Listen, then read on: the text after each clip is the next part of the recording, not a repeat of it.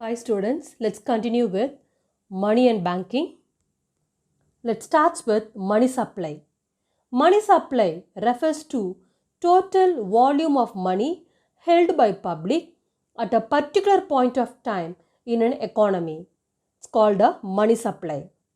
So, the measures of money supply till from 1967 to 68, Reserve Bank of India RBI used only the narrow measures of money supply.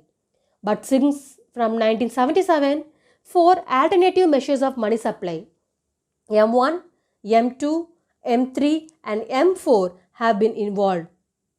Let's start with M1. M1 is equal to currency plus net demand deposits with banks plus other deposits with RBI. Yes, so it is the first and basic measures of money supply. It is also known as transaction money as can be directly used for making transaction. So, M1 is the most liquid measures of money supply as all its components are easily used as a medium of exchange. So, currency and coins with the public. It consists of paper notes and coins held by the public. Remember, any currency held with the government and bank is not to be included. It includes coins of denominations of rupees 10, 5, 2, 1 and paper notes of denomination like 2000, 500, 100, etc. So currency money is also termed as fiat money. So fiat money is defined as a money which is under the fiat or order from the government to act as a money. That is, under law, it must be accepted for all debts. It is also termed as legal tender money as it can be legally used to make payment for debts or other obligations. Let's move on to the other one, demand deposits of commercial bank. In order to it refers to a demand deposits of the public with the commercial bank. So demand deposits or the deposits which can be encashed by issuing check at any time of this account holder. So a demand deposits is treated as equal to currency held as it is readily accepted as a means of payment. The third one, other deposits with RBI. It includes deposits held by the RBI on behalf of foreign bank and government. So public financial institution, World Bank, IMF, etc. does not include deposits of Indian government and commercial bank with RBI. Let's move on to the other one, M2.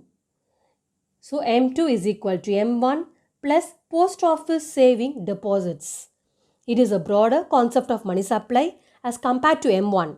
So in addition to M1, it also includes saving deposits with post office saving bank.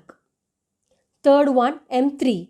This concept is broader as compared to M1. In addition to M1, it also includes net time deposits. So M3 is equal to M1 plus net time deposits with bank. The fourth one, M4 is equal to M3 plus post office saving deposits. This measures includes total deposits with post office saving banks in addition to M3. So these are the components of money supply, M1, M2, M3, M4. M1 is equals to currency plus net time deposits with banks plus other deposits with RBI. M2 is equal to M1 plus post office saving deposits. M3 is equal to M1 plus time deposits with commercial bank. M4 is equal to M3 plus post office saving deposits. Let's move on to the other one, commercial bank. A commercial bank is a financial institution which perform the functions of accepting deposits from the public and advancing loans. The bank acts as an intermediary between those who have surplus money and those who are in need of money. Yes, so commercial bank is an institution which perform the function of accepting deposit, granting loans, making investment with the aim of earning profit. State Bank of India, Punjab National Bank, yes, Allahabad Bank, Canara Bank or some example of commercial bank in India.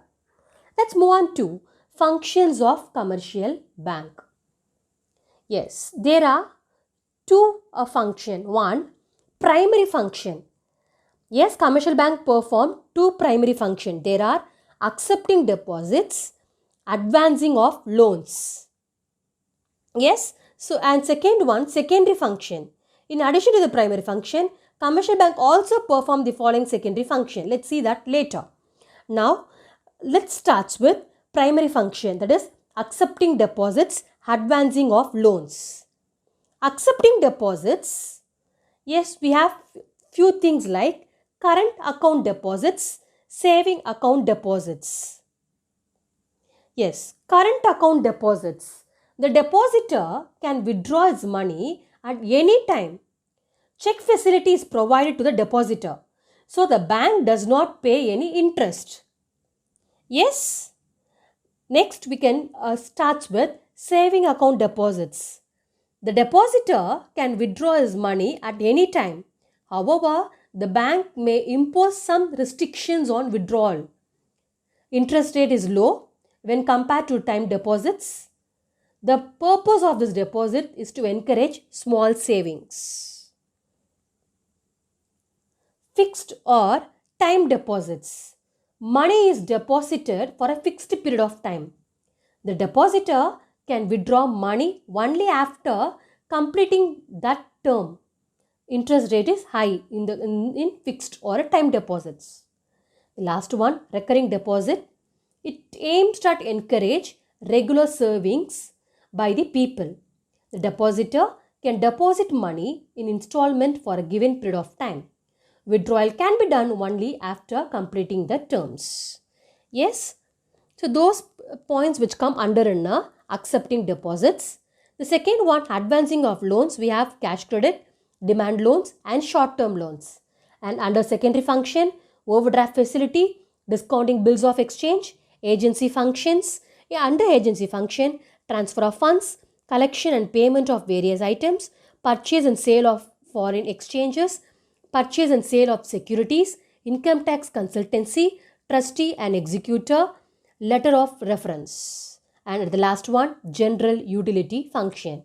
Under general utility functions, the services which includes like locker facility, traveler check, letter of credit, yes, collection of statistics. So these are the functions which come under a secondary function. Yes, so far we have discussed about money supply, components of money supply, what is meant by commercial bank and functions of commercial bank, primary function, secondary function. Under primary function, accepting deposit, advancing of loans. Under secondary function, overdraft facility, discounting bills of exchanges, agency functions and purchase and sale of securities, general utility functions. Thank you, students.